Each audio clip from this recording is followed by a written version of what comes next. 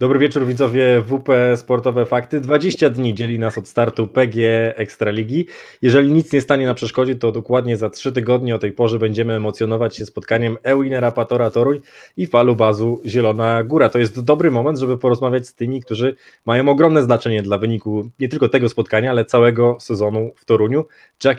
Jack Holder i Chris Holder są dzisiaj ze mną. Hello guys. Hello. How's it going? Great to have you on the show. We'll get to questions in a second.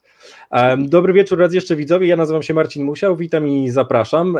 Poprowadzę dla Was te żużlowe rozmowy, kolejny odcinek tego programu, w którym to Wy zadajecie pytania. Czekam na nie na Facebooku i na YouTubie, możecie je zadawać po polsku lub po angielsku, a my tutaj sobie z chłopakami posiedzimy przez najbliższe pół godziny i porozmawiamy na wszystko to, co chcielibyście wiedzieć przed startem tego sezonu 2021.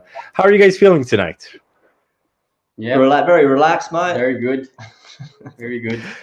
Mamy chyba lekkie problemy z wizją, ale mam nadzieję, że będziemy mogli tłumaczyć. Zresztą chłopaki praktycznie mówią jednym głosem. Mówią, że czują się dobrze, zrelaksowani. Także zaczynamy tę rozmowę, skoro są już gotowi. Alright guys, so you just recently came back from the camp in Krynica Zdrój, I think. How was it? I mean, there was a lot of activities. You guys skied, you guys swam, I think. There was gym. What did you like the most? The gym, pumping the weights. No, it was really good. We met all the boys there. We had to we drove out from the UK, so it was quite a long drive. And then we got straight into all the activities we had planned. Got on the snow, which was good. And everything was all sweet. Yeah, you guys drove with all your bikes from UK to Torun, and then to the mountains. We literally left on Sunday Arvo, I think. Yeah, we're waiting for a COVID test. We're waiting for you have to have a COVID test to be able to travel, so we had to wait for that to come through, which takes up to 24 hours, and then once we got that, we could go. And we literally drove non-stop from Monday afternoon. Monday night 11 o'clock we got the COVID test results, so we went, right, let's go. So we drove all the way through the night, all the way till 7.5 hours, I think it was, all the way to the mountains. And then literally we got there and all the boys were coming out the lift to go for a walk or something. And we were like, not a chance. Sorry, that's not going to happen. Not going to happen. Did you say 17 hours total? Yeah. Awesome, let me translate that really quick. Zapytałem o wrażenia z obozu w Krynicy Zdroju. Tam zawodnicy Apatoru udali się na takie krótkie zgrupowanie przed startem sezonu. Zapytałem, co z tych wszystkich aktywności, które chłopaki mieli, bo były i narty, i siłownia, i pływanie.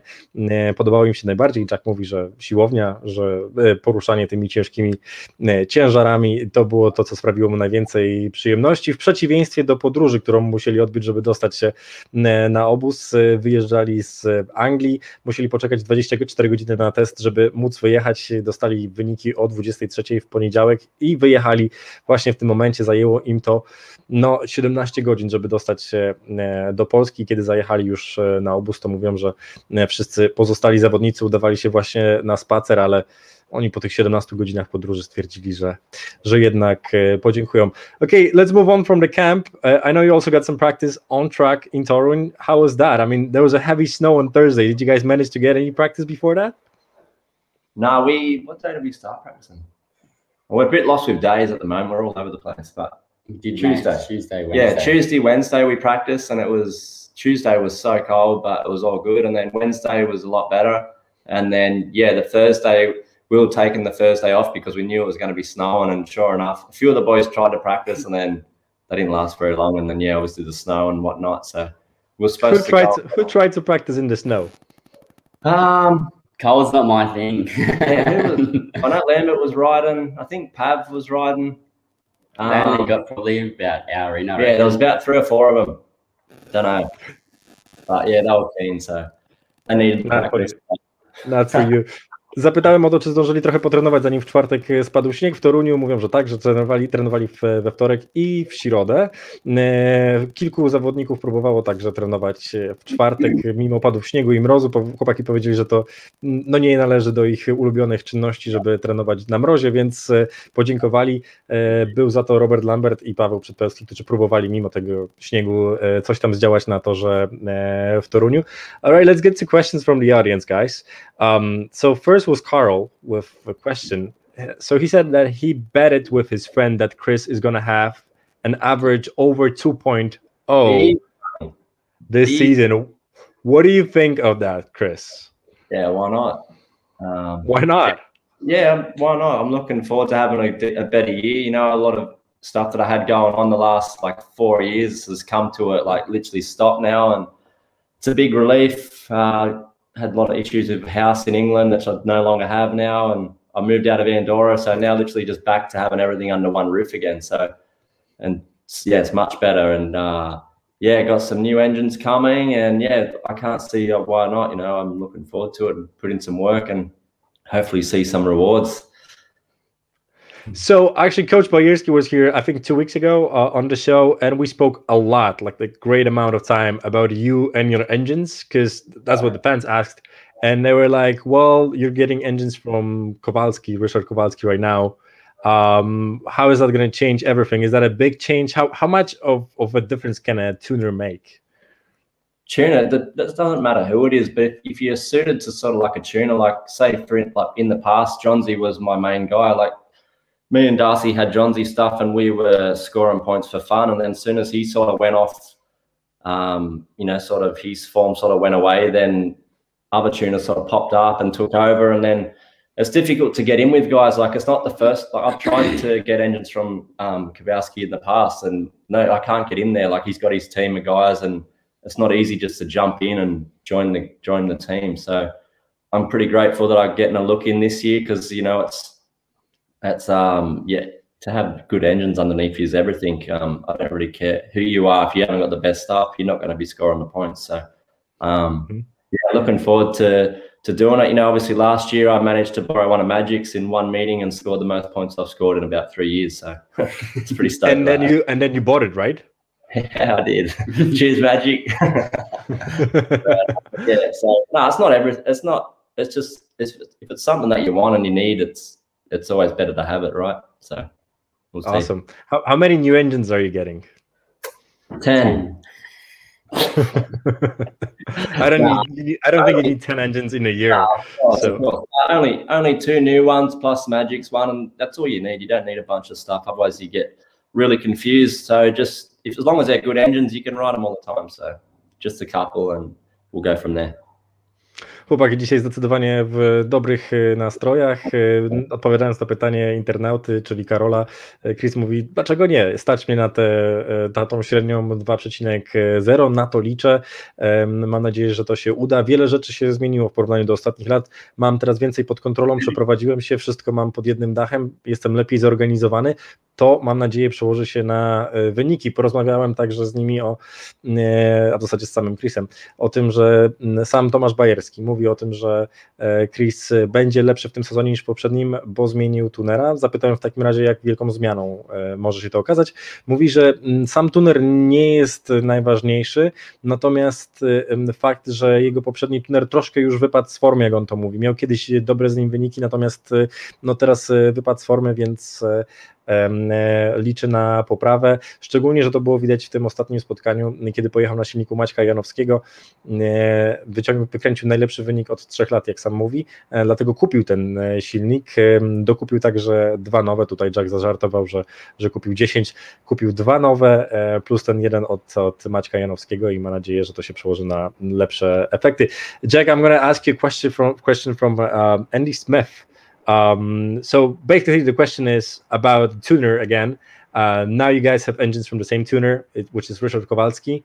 Can you pass any knowledge about your engines to your brother Chris? Is that how it works, or is it different for everyone? Yeah, it's sort of different, but you know, different engines from engine tuners are different to you know, sort of set them up, and 100% that Kowalski sort of setting up for his engine's quite different to I rode Johnsy's as well, to his sort of stuff. And, it took me a little bit to get going on the Kowalski ones, but yeah, I can, I tell him he's helped me a lot over my whole career. So yeah, I tell him what to sometimes do, and tell him the right sprocket. Yeah, if it, it can work for me, but I can tell him what I'm running, and it probably wouldn't work for him. But some kind of information sometimes can help. But yeah, I think yeah, he knows what he's doing. He was a world champion. I wasn't, so I doubt he's going to listen to me. Well, you still have 9 years. That's the difference between you guys. So, well, maybe you'll get that in those 9 years. You mentioned the great amount of help you got from Chris. So obviously you started in England at Pool Pirates. You started in Poland at Torem, which was, I guess, already established by Chris. He's a local legend in both of those cities. So how much of help was that? Like, don't get me wrong, you're a great talent. We've all seen you in the last few years in Poland. But like, how much of a help was your brother Chris? Would it be possible without him? Yeah, 100%, massive help. He's opened up a lot of doors for me, so I can just slide in that many other sort of boys wouldn't get them that opportunity. So just learn from my mistakes. Anything that I stuffed up, I tell him don't do that. No, it was a massive. It's what big brothers are for, right? He laid the path, and I'm just sort of following it at the moment, and I'm starting to make my own sort of path. And yeah, we're brothers, so we help each other as much as we can. We both want to kill it as much as we can. So yeah, it's awesome. I can't thank him enough. You're right, mate. You're welcome. Now give each other a hug. Pytanie od internauty Andiego było po angielsku i dotyczyło tunera. Czy skoro mają tego samego tunera, to mogą się teraz wymieniać wiedzą na temat swoich silników. No ale chłopaki mówią, że to tak nie do końca działa, że każdy silnik dla każdego zawodnika jest inny, więc nie do końca mogą się wymieniać wiadomościami. Oczywiście w jakimś tam zakresie na pewno tak i na pewno to pomoże. Jack na pewno będzie chciał to zrobić, bo jest bardzo wdzięczny za całą pomoc, którą otrzymał od swojego brata. No ja właśnie zapytałem o tą pomoc, bo przyszedł do Torunia, gdzie Chris już oczywiście jest znany, tak samo było w Anglii, gdzie też zaczęli jeździć w pewnym momencie dla tego samego klubu, Jack przychodząc z Australii. Zapytałem, czy te sukcesy, o których wiemy i ten talent, który widzimy u Jacka byłby możliwy, gdyby nie pomoc jego brata, który wprowadzał go do tego europejskiego żużla. Mówi, że nie, że jest bardzo wdzięczny, bo sporo się nauczył. Tutaj Chris dodał, że nauczył się przede wszystkim na moich błędach, nie tylko tego, co dobre, ale przede wszystkim wie, czego już nie robić, bazując na moim doświadczeniu. Well, there's actually a lot of questions, and just said there's an old world champion and a new world champion sitting on a one couch. That's nice, I guess. Here's the new. I guess what they meant was future. I hope so. He can be world champion as well again. All right. Speaking of, guys, what about SGP? Who are we going to see sooner in SGP series? Who do you think? Both. If COVID goes away, so we can do the qualification rounds, that'd be good. But yeah, obviously Jackie wants to get in as soon as he can and sort of get going in that sort of series. It's tricky to get into, but I think once you're in there, it seems to be a lot easier to stay in than it is to actually get in. But if you get your foot in the door there, away you go. So obviously Jackie wants to get in, and I still got goals to get back in there for sure. I needed the time off, and I remember the last GP I had, I couldn't wait to get out of it because it was just, I had too much stuff going on and I couldn't do what I wanted to do, and I don't want to be in it to run around at the back. So really, you actually felt like you wanted to quit SGP in 2018. Is that what you're saying? Yeah, definitely. Yeah. A lot of people, like, they know I had some personal stuff going on, but you got no idea the shit I was dealing with. So I really, and just the stress of the GP stuff, like, you got to go into the Grand Prix like fully focused on Speedway and be into it, where I was going there like emailing solicitors and worrying about when my next court date was, and just all this crap going on, and obviously not performing too. So it's pretty demoralizing when it's going like that. I'd rather not be in it if you're not going to be, any sort of competition to the rest of the guys. But one day. Is that all gone now? Or would you say that you're ready to come back, or why are you saying that Jack is gonna get there sooner? Oh, I'm just saying he wants to. It's like he's obviously in that stage of his career where he wants to be in the Grand Prix and fighting for the championship and all the rest of it. But yeah, I've definitely got that hunger back to get back there, but I needed to step away just to sort of rebuild a little bit, because it felt as though like at that point in my career, I was sort of losing a lot of stuff away from Speedway, and then I needed to sort of regroup and get it all under control. And now it is. So now I can it's like starting again pretty much. But it's exciting. It's new, and it's like trying to climb that sort of ladder again. So there's not really that much pressure on me, because I guess not a lot of people expect you to get back in there or, you know, be a competitor or whatever, but it's something for me to prove to myself and to everybody else. And, you know, there's no better sort of motivation than that. So looking forward to the challenge. I thought you were going to say there's not a lot of pressure on me because I'm already a world champion. So I got that off the list. That's not bad, is it? But yeah, it's just more about, you know, you race Speedway to be the best guy, don't you? So that's never changed. Sure. Zapytałem o to, którego z braci Holderów zobaczymy pierwszych w cyklu Grand Prix. No, sami widzieliście reakcję. Jack uściskał Chrisa. Chris mówi, że będzie to Jack, że bardzo mu się spieszy i że na tym mu zależy, że tutaj trochę COVID stanął na drodze. Chodzi oczywiście o eliminację. W zeszłym roku tam Jack nie pojawił się, bo nie został zaproszony w tej okrojonej formie Grand Prix Challenge. Chris mówi, że tak naprawdę kiedy już dostaniesz się do Grand Prix, bardzo ciężko z niego wypaść, że ci, którzy już są w tym rytmie startów, raczej pojawiają się z roku na rok w cyklu.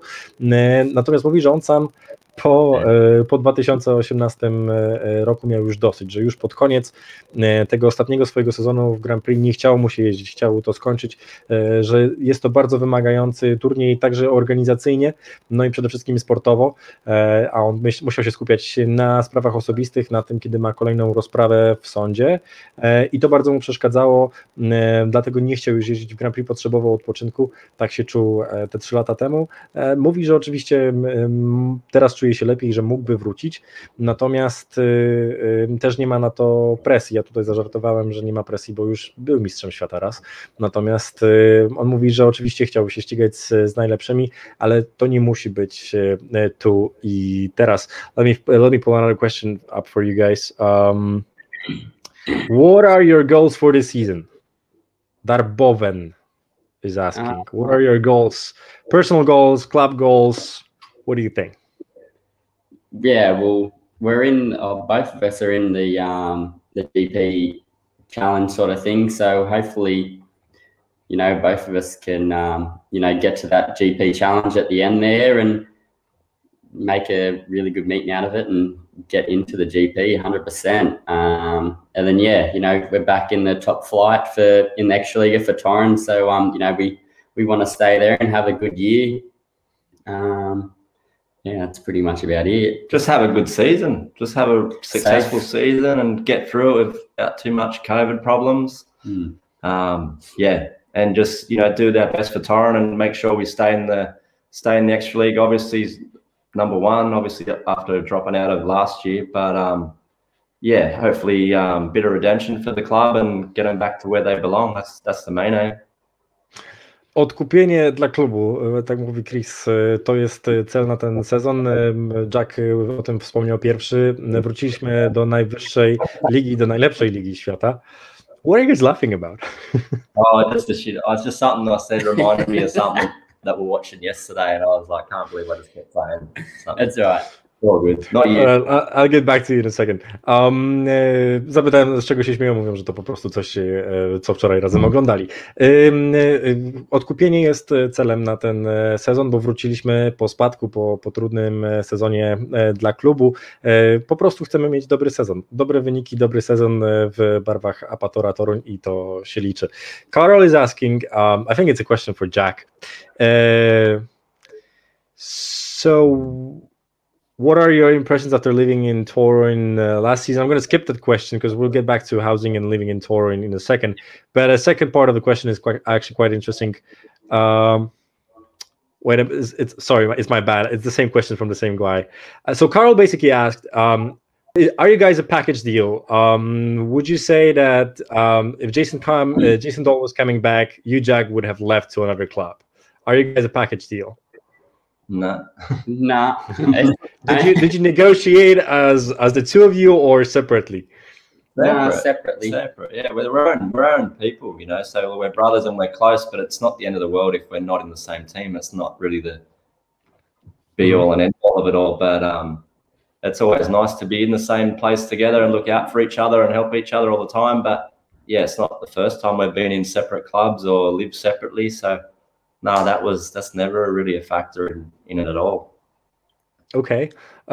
Szukamy pytania Karola, który zadał je na czacie. Nie mogłem go teraz znaleźć, ale chodziło o to, czy chłopaki negocjowali kontrakt razem, czy gdyby wrócił Jason Doyle, odszedł Christo, czy Jack też odchodziłby z tego klubu. Chłopaki mówią, że no jesteśmy blisko, ale bez przesady. Nie będziemy negocjować razem kontraktów, nie jesteśmy w duecie. Każdy z nas negocjował swoje kontrakty osobno. Oczywiście to dobrze, że możemy być razem i możemy się wspierać, ale bez przesady. I mentioned housing and living in Poland and in the UK.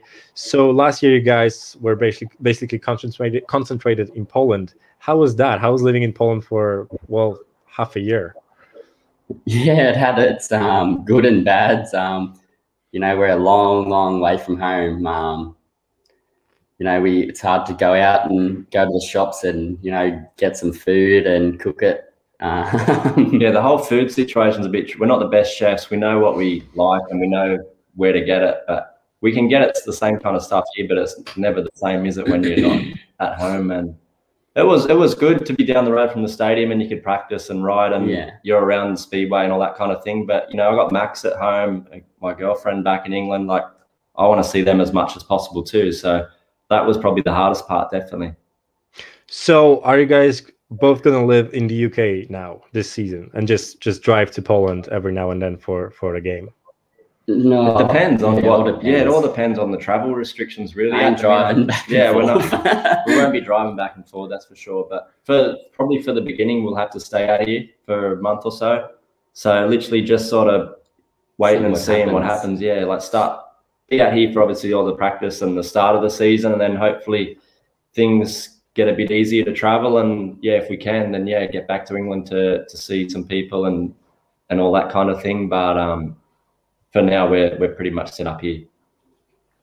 Zapytałem o to, jak się mieszkało w Polsce rok temu, kiedy wszyscy zawodnicy zagraniczni musieli tutaj stacjonować w Polsce. Mówią, że miało to swoje dobre i złe strony. Oczywiście mieszkanie blisko stadionu było dużym plusem, natomiast największym minusem było to, że nie było co robić, można było tylko wyjść z mieszkania do sklepu po jedzenie.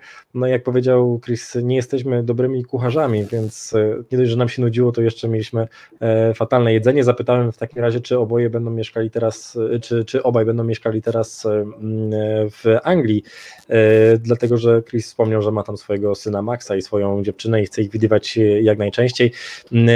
Jack powiedział, że nie będzie dojeżdżał tak często, bo już po tych przygodach z dojazdem na obóz 17-godzinnych ma trochę dosyć. Natomiast pierwszy miesiąc najprawdopodobniej zostaną w Polsce, żeby tutaj wszystko dograć, żeby tutaj trochę pobyć, a potem postarają się pojechać do Anglii, no i tam raczej będą się planować, jeżeli chodzi o swoje mieszkanie. Alright guys, so I don't see the two of you very often doing interviews, so thank you for joining me today. I also have some questions to you as brothers, because we talked a little bit about Speedway and stuff like that, but well, it's still off season, so I want to get to know you better. I'm sure the fans do as well. There's usually no time during the season to ask you questions like that. So you grew up together in Australia, right? Yep. Who is more of an early bird between the two of you? Lately, it's been me. I've been up at 6:30 every morning. I don't know what the hell's going on. But yeah, normally we're pretty much kind of similar, I guess. But whoever wakes up first, they come and get the other one. Just whoever wakes up, you're up. Yeah, make enough noise, they can't sleep. So yeah, a bit of the same, I guess. Bit of both. Powiedziałem chłopakom, że przejdziemy teraz do trochę luźniejszych pytań, niekoniecznie związanych ze Speedwayem, dlatego że mamy cały czas ten okres przed sezonem, więc jest okazja ich dobrze poznać, szczególnie, że nie dają zbyt wielu wywiadów razem we dwójkę. No i zadałem pytanie, pierwsze z tej serii pytania o to, kto wcześniej wstaje z tej dwójki. Chris mówi, że nie wie, co się stało, ale wstaje codziennie o 6:30 i to on jest tym rannym ptaszkiem w rodzinie Holderów. No natomiast zazwyczaj jest tak, że ten, kto wstaje pierwszy, budzi drugiego i robią razem śniadanie. To tak już ode mnie dodając, wnioskuję, że chłopaki mieszkają teraz razem. Okay, what about being a rascal? What about being a difficult child? Who was more of a difficult child between the two of you? Jackie. You can get away with it. If me or my older brother would get in trouble, my old man would kick our ass. But Jax was a baby, so he I was a got away with a lot boy. of stuff. Yeah. Mama's boy, mama's little baby. Wait, so because you also have a third brother, Jimbo, right? Yeah, How old is he and what does he do for a living? He's a fully qualified carpenter, like builder, builds houses, and he's a year older than me. He's 34. Yeah, The eldest. He's the oldest, yeah, 34. 34. Zapytałem o to, kto był trudniejszym dzieckiem do wychowania i kto sprawiał więcej problemów. Tutaj obopólna zgoda, że Jack był trudnym dzieckiem. Wiąże się to z tym, że Chris i ich starszy brat Jimbo, no, jako te pierwsze dzieci mieli trochę bardziej przechlapane z rodzicami, a Jack sam mówi o sobie, że był mamin cynkiem, więc na dużo mu pozwalano. Zapytałem w takim razie, czym się zajmuje Jimbo. Ma 34 lata, pracuje jako carpenter. Wydaje mi się, że to jest stolarz. Na pewno jest to w dziale budownictwa, także nie ma nic wspólnego ze Speedwayem. What about bar fights? Who's more likely to get in a bar fight? Jimbo. Jimbo. You're only saying this because he's not here and he cannot defend himself.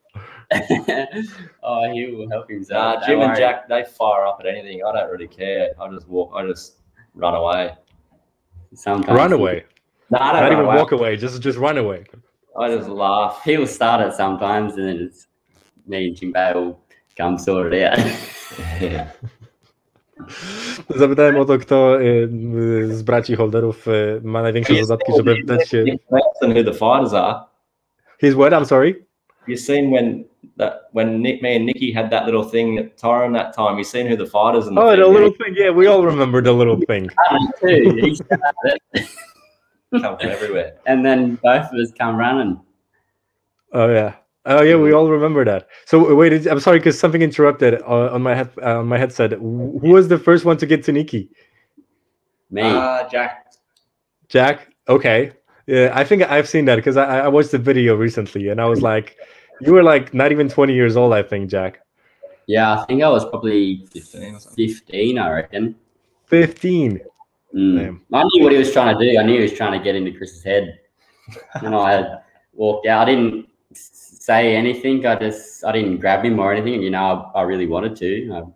But no, I just said, come on, mate, just go away. Because I never seen Chris get that angry, and I seen the craziest look in his eye. and I just said, like, come on, mate, go away. And, you know, it's their heat of the moment as well. And, he would have turned around and seen this little young kid, and he sort of pushed me, and then, hell break loose. And the other brother, James, was over the other side of the fence. And then, as I sort of got pushed in, he was standing in front of me. It made for a good story anyway. It's hilarious. That is true. Nikki does what Nikki does to people. Zapytałem o to, kto jest bardziej skłonny do tego, żeby wdać się w bójkę w barze. Chłopaki odpowiedzieli na początku, że Jimbo, bo powiedziałem, że pewnie dlatego, że nie może się obronić, ale Chris mówi, że nie, że on jest akurat tym typem, który w trakcie bójki w barze nawet nie tyle, że wyszedłby, ale po prostu uciekł z tego baru, bo nie interesują go takie bijatyki, natomiast Jack mówi, że jemu się zdarzało, szczególnie z bratem z Jimbo. Tutaj chłopaki przypomnieli historię z Grand Prix w Toruniu, kiedy, jak to mówi Chris, zdarzyła się mała niesnaska między nim a Nicky Petersenem. No to była troszkę jednak chyba większa niesnaska, ale tam panowie się pokłócili. Jack był pierwszy, który doskoczył nawet jeszcze przez bandę. Mówi, że wiedział, o co chodziło Nickiemu, mimo że miał 15 lat, to rozumiał, że Nicky po prostu chce się dostać do głowy Chrisa i go sprowokować, i dlatego bracia Holderowie razem z Jimbo ruszyli, żeby pomóc swojemu bratu. Jack wspomniał także, że to też ciekawa historia, dlatego że nigdy nie widział w oczach Chrisa tyle złości, ile wtedy w czasie tamtej przepychanki z Nickim Petersenem. Chris dodał tylko, że faktycznie to wszystko skończyło się tym, że powstała z tego bardzo dobra anegdota, jak to trzej bracia Holderowie ruszyli do Nickiego Petersena. Well, I have a few more questions. What about calling parents? Who's more likely to call parents, or how often do you call your parents in Australia? And Jack, you said you're a mama's boy, so I assume it must be you. Oh, we both. Yeah, we're both sort of always together. So, every other day, pretty much. Because we're not really got much on at the moment. We've, like the last few days, we've literally done nothing. So, a lot of spare time, and it's the weekend. So we just ring them up, see what they're doing, do FaceTime and all that kind of stuff. So. Yeah, pretty much sort of, we wake up, it's their sort of dinner time. So, get a couple of hours in and, they're just chilling at home. Yeah, not chilling much, looking after my dog. So, yeah. Who's taking care of your dog? Is it your girlfriend, Jessica, or is it your parents? Nah, my parents. My girlfriend, she lives like maybe two hours away from me. So, That's like nothing in Australia. Yeah, it is nothing. But she comes down every now and then and sees him and sees my family. But we FaceTime Jimbo as well. He's got a little daughter, a little niece Zoe. She's been a little bit sick last couple of weeks, but she's all good now. So we wake up, we got nothing to do. We'll FaceTime and just see what's happening. See what we're missing out on. Miss out on the sunshine. To sum it up, you're both family man, I guess. Yeah. Awesome. Yeah. Zapytałem o to, kto częściej dzwoni do rodziców w Australii. Powiedzieli, że akurat pod tym względem nie ma różnicy, bo obaj są bardzo rodzinni. Często dzwonią, a akurat kiedy wstają i nie mają teraz nic do roboty przed sezonem, to w Australii jest pora obiadowa, więc to dobry czas, żeby porozmawiać z rodzicami, skonsultować się, co u nich, zobaczyć, co tam u psa. Jacka zapytałem, kto się nim zajmuje, czy to raczej rodzice, czy jego dziewczyna Jessica. Mówi, że Jessica mieszka 2 godziny drogi od rodziców. Czasem wpada, żeby zobaczyć co i jak, także z psem, ale nie. No i mówią, że rozmawiałem także ze swoim bratem, wspomnianym już dzisiaj wielokrotnie, Jimbo, bo ma swoją córkę, więc to ich siostrzenica, z którą chcą często porozmawiać i zobaczyć, co tam u nich słychać. Well, thank you very much, guys. I promise you it's going to be 30 minutes, so we're basically just hit the clock. Unless you guys want to do some more questions from the audience as well. Yeah, go for it. Yeah, we're doing nothing, so entertain us. Okay, well, like you said, you have plenty of time, right?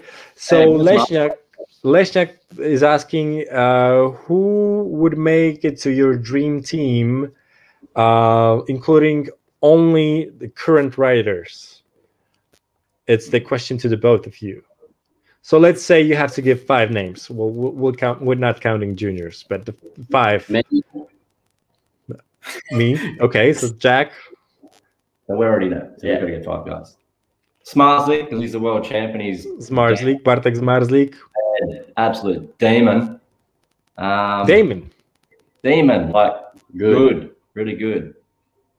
Well, I'm not sure. So we're only talking about the current riders. Who's Damon? No, he's a demon. He's a demon. Okay, he's a demon. Gotcha. So Bartek Smarslik is a demon. We got it. Myślę, że oni mówią o jakimś nazwisku zawodnika. Chodzi o to, że Bartek Smarslik jest demonem. Tak powiedzieli po chwili tłumaczenia. We'll throw Wolfie in to chat shit with. Wolfie. Ty Wolfinen, żeby z nim porozmawiać o pierdołach.